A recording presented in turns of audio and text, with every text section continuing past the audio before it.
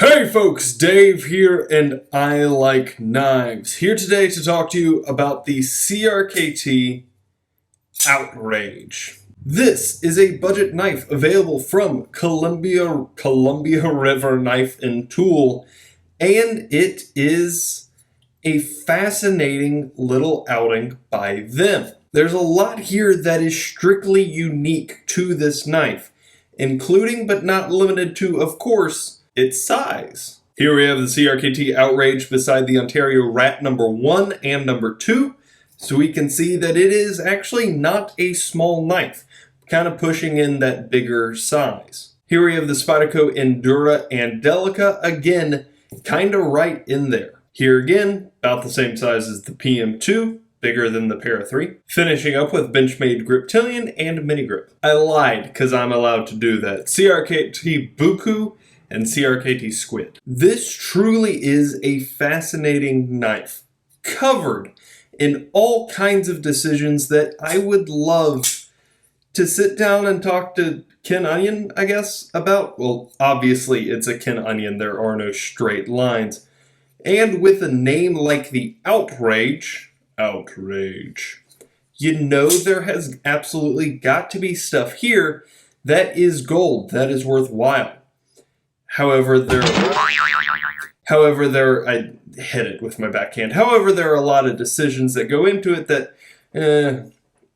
maybe a little garbage. First off for me has got to be the name, Outrage. It is an inarguably great name for a knife. And CRKT's really good at this. They are great at naming knives. Their Buku, their M16, their M16 version 2, their M16 version 3, their M16 version 4. They're great at names. This, obviously one of those. Outrage, The price is fitting in firmly under $50. As far as I know, there are no works to discontinue this, so they are still available for about $45. $44 depending on where you look.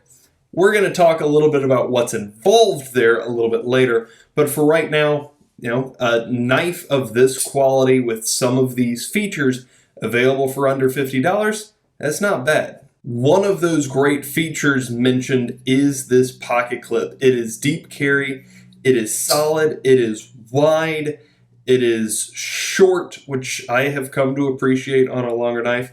It has 3 screws for some reason. The 3 screws on the Ontario Rat doesn't even make any sense, and these are lateral. These are vertical. I have no idea why this has 3 screws. But overall, it's a solid pocket clip. That lock bar, you can see it's scalloped. You can see a little bit of space given to it so that it is very easy to get your thumb in there and disengage it and close the knife. There are some knives that make your thumb work for that, to earn the right to put your knife away. This is not one of those. Good job. Aesthetically, I think that we can all appreciate how generally unique this is. Ken Onion typically does things that are fairly polarizing. You either love it or you hate it, but the fact of the matter is that there is nothing in the world quite like a Ken Onion design. He does not do medium. And here, again, that's no exception. A hollow ground blade with that wicked of a tip, a little bit of extra recurve going into the tip. I can't tell if that's real or if that's an optical illusion, but it's so, the scales having a little bit of extra design, a little bit of texture. The back here having a Delica spot ground out, where that texture does not come over on the other side because it's got a Delica spot. I can appreciate all of those things. And speaking of putting your jacket on after a long night of patriotism, the action on these balls is quality. This is using the, it'd help if I opened it, this is using the IKBS Icomacort. It's a guy's name, I apologize. He makes great knives. IKBS ball bearing system, which is proprietary to CRKT. What that means is you hit that little flipper, and hot dog, this thing springs. It does not spring. This is manual. There is no spring. It's just really, really smooth. That's something that CRKT is so very good at, is putting an incredible action on a relatively cheap knife. And their IKBS system is a good way to do that. So for me, that's got to be the shiniest gold here, is just how much fun it is to play with, because it just shoots out, and it's not quite drop shutty, it's shake shutty, I guess. Very smooth. However, not all can be gold, some must be garbage, and we're going to start back at that name. Outrage, great name for a knife. I don't understand why it's the name of this knife. That is the name of a scary bear-themed machete, maybe? I don't know. This is not an Outrage. This is a gentleman's folder. It's all shiny and stuff with a relatively, it's not a thin blade stock, but it's supposed to be super slicey and hollow ground. This is not an Outrage. I do not understand why this is called Outrage. There are a couple of design choices that I am certainly peeved by. Here with the finger grooves sticking up above the blade, I think that's no good. It's not a design flaw. It's just something that I do not understand, because this is, fairly sleek otherwise, and then boom, you have an interruption of design. I really do not think that was well made. The finger grooves in general, that's not going to be everybody's pot of tea.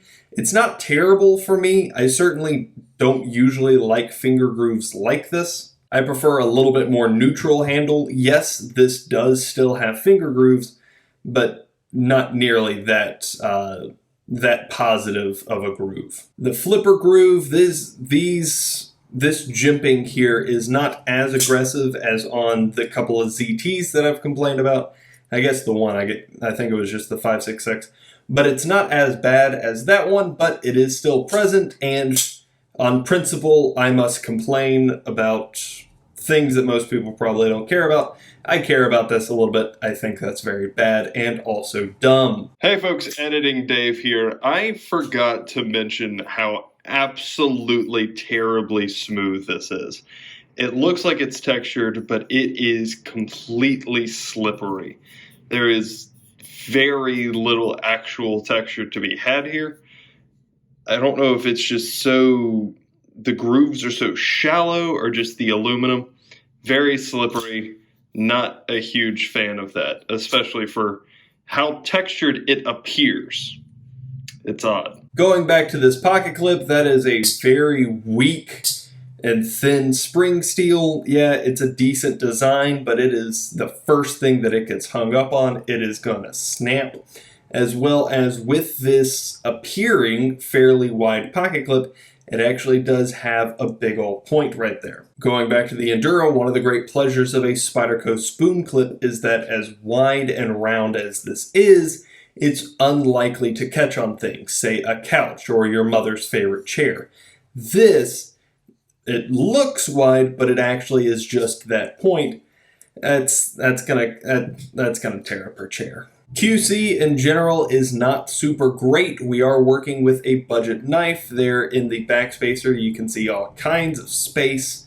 You can see blue matte through those spaces. They don't line up like they should. And much more importantly to that point is this pivot. This is a free spinning pivot. What that means is that if you want to take this knife apart, the easiest way for you to do that is for you to take a metal saw and cut a flathead slot right there. Because otherwise, if you go to take this apart with a T8 screwdriver, it's just going to spin and spin and spin. There is absolutely no excuse whatsoever for any company making free spinning pivots. If you do that, you are a bad person. Ken Onion, I like a lot of the things that you make, especially the ones that don't do that. But you did it here. And that's bad and dumb, and you should cry, or at least feel a modicum of disappointment and embarrassment concerning this very specific issue. CRKT, you released this, and you released it with a free spinning pivot. And you should weep and gnash your teeth and apologize. You should apologize for every free spinning pivot you have ever released. There's no excuse. Put a D slot on there. Put a special hole in the back of it. Anything. Tap both sides so you can work 2 screwdrivers, like this CT. Though, of course, this is, of the 3 correct ways to do this, this is the worst way. But still works. This is an embarrassment. Moving on. Again, being as it is a $50 knife from CRKT, the materials are not going to be great. We've got aluminum handles and 8CR13 MOV. What that means is that this steel is going to be very easy to sharpen and decently corrosion resistant. And both of those are good things because it's not going to hold an edge for very long. That's just nature of the beast. 8CR isn't great, and at $50, you really should, CRKT, you really should start pushing that envelope a little bit better. You've started doing that in a couple of ways, in a couple of places, and I'm so proud of you. Do it more! This knife, though, is, of course, a little bit older design, a few years, certainly. So CRKT being better about including D2 in their lineup, this knife precedes that. All told, I am left with a knife where the important things, being easily pocketable, being quick to open, fun to fidget with, being useful and usable, are all nailing it on prime time displays. And all of the academic, whiny boy YouTube stuff, pivots, materials, nitpicks, names, all falling apart. If this were a movie, the most recent XXX, for instance, I would assume that this would have a piss-poor critic rating. Certified rotten on Rotten Tomatoes. I don't know how that system works. But I would assume that the user rating would be much higher. My point is that as many things as I absolutely hate about this thing, it isn't a bad knife. Especially not right there where it matters. If you have any questions, comments, concerns, or suggestions, let me know down below. And other than that, you have a great day.